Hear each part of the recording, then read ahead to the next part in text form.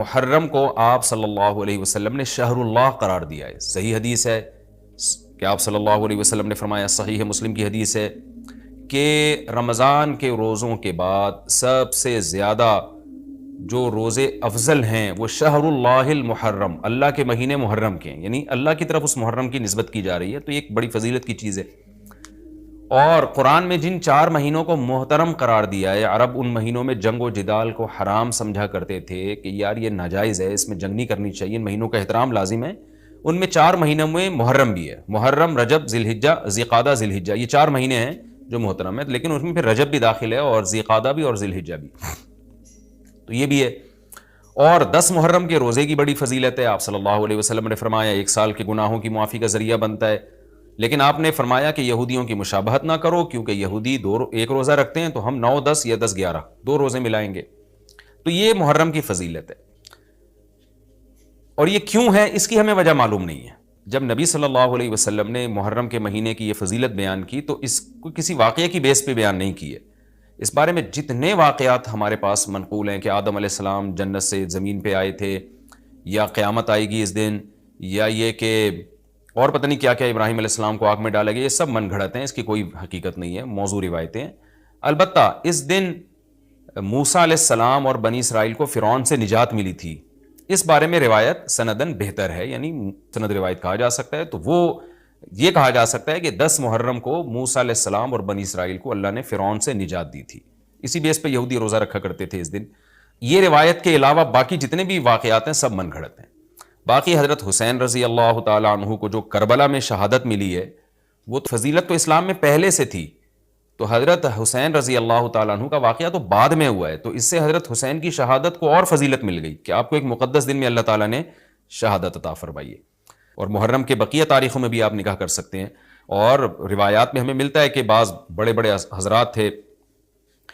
جن کے محرم کے مہینے میں نکاح، اور پھر شریعت میں جلد نکاح کی ترغیب ہے، نکاح کو ڈیلے کرنا یہ شریعت میں پسندیدہ کام نہیں ہے۔ اس بیس پہ تو ڈیلے کیا جا سکتا ہے نکاح کہ آپ کو رشتہ سمجھ میں نہیں آ رہا، مشورے کر رہے ہیں، لیکن جب ایک دفعہ رشتہ سمجھ میں آ جائے تو اسلام کا حکم یہ ہے کہ اس میں جلدی کی جائے۔ صحیح ہے، بخاری کی مشہور حدیث ہے، نبی صلی اللہ علیہ وسلم کی خدمت میں خاتون آئیں، عرض کیا کہ یا رسول اللہ میں آپ سے نکاح کرنا چاہتی ہوں۔ آپ نے چہرہ مبارک کو جھکا لیا، آپ کا ارادہ نہیں تھا۔ ایک اور صحابی کھڑے ہوئے، عرض کیا یا رسول اللہ آپ میرا ان سے نکاح کر دیں۔ اسی محفل میں نبی نے ان صحابیہ کا ان صحابی سے نکاح کرا دیا۔ تو آپ نے تو یہ نہیں پوچھا کہ یہ محرم کا مہینہ چل رہا ہے یا سفر کا مہینہ چل رہا ہے یا ربیع الاول کا مہینہ چل رہا ہے، ڈیلے نہیں کیا اس کو، اس لیے کہ خود آپ کی تعلیمات یہ ہیں کہ نکاح میں جلدی کی جائے۔ تو اگر آپ کو محرم میں رشتہ ملتا ہے، آپ ربیع الاول تک ڈیلے کرتے ہیں محرم کی وجہ سے، یا سفر تک ڈیلے کرتے ہیں، تو یہ ڈیلے کرنا خود قرآن و سنت کے خلاف ہے۔ جس چیز میں تعجیل مقصود ہے، جس چیز کو شریعت نے جلدی کا حکم دیا، عبداللہ بن مسعود رضی اللہ تعالیٰ عنہ فرماتے تھے، مصنف ابن ابی شیبہ کی روایت ہے کہ مجھے پتا چل جائے نا کہ میری زندگی میں صرف 1 رات باقی ہے، اگلے دن میں نے مر جانا ہے، اور میرے نکاح میں کوئی عورت نہ ہو، میں وہ رات بھی نکاح کے بغیر نہیں گزاروں گا، میں بیوی کے بغیر نہیں گزاروں گا، اس خوف سے کہ مجھے کہیں فتنہ نہ ہو جائے۔ صحابہ کرام جو تقوی کے اعلیٰ معیار پر تھے اور جن سے گناہ کا اندیشہ بہت کم تھا، اور کہیں معاشرے میں بے حیائی پھیلی ہوئی نہیں تھی، وہ تو ان کا تو یہ کانسیپٹ تھا کہ بھائی ہم بیوی کے بغیر ایک دن نہیں گزاریں گے، کہیں ایسا نہ ہو کہ برائی میں پڑ جائیں۔ اور آج چاروں طرف بےہودگی پھیل رہی ہے، چاروں طرف بے شرمی، بے حیائی، انٹرنیٹ پر بےہودہ چیزیں، آپ یوٹیوب میں ویڈیو میں جائیں فوش چیزیں آ رہی ہیں، ہر چیز آپ کی شہوت کو برانگیختہ کرنے والی ہے، اور اس میں آپ یہ کہیں کہ ایک رشتہ طے بھی ہو چکا ہے، آپ صرف اس بیس پر آپ اس کو ڈیلے کر رہے ہیں، 1 مہینہ 2 مہینہ، وہ لوگ سفر میں بھی نہیں کر رہے ہوتے، اور اس بیس پہ آپ ڈیلے کر رہے ہیں، اس میں خطرہ ہوتا ہے کہ مرد کسی گناہ میں نہ پڑ جائے، عورت کسی گناہ میں نہ پڑ جائے، تو شریعت اس کی آپ کو اجازت نہیں دیتی ہے۔ اور پھر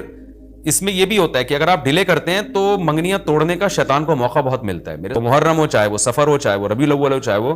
ربیع الثانی ہو۔ ہاں کوئی اس وجہ سے ڈیلے کر رہا ہے نکاح، کوئی واقعی شرعی عذر ہے اس کو، وہ بہت سارے مسائل ہیں، لیکن محرم کا ہونا بہرحال کوئی شرعی عذر نہیں ہے، تو اس لیے ہم اس میں نکاح کو جائز سمجھتے ہیں، باعث برکت سمجھتے ہیں۔ پھر میں بار بار بتا رہا ہوں کہ جو وہ شیعہ حضرات جو کر رہے ہیں ان کو کرنے دیں، میں آپ کو آپ کے مسلک کی بات بتا رہا ہوں، ہم جو قرآن و سنت کو اور اصحاب رسول کو فالو کرتے ہیں اور اہل بیت کو بھی مانتے ہیں، ہم ان کی بات کر رہے ہیں۔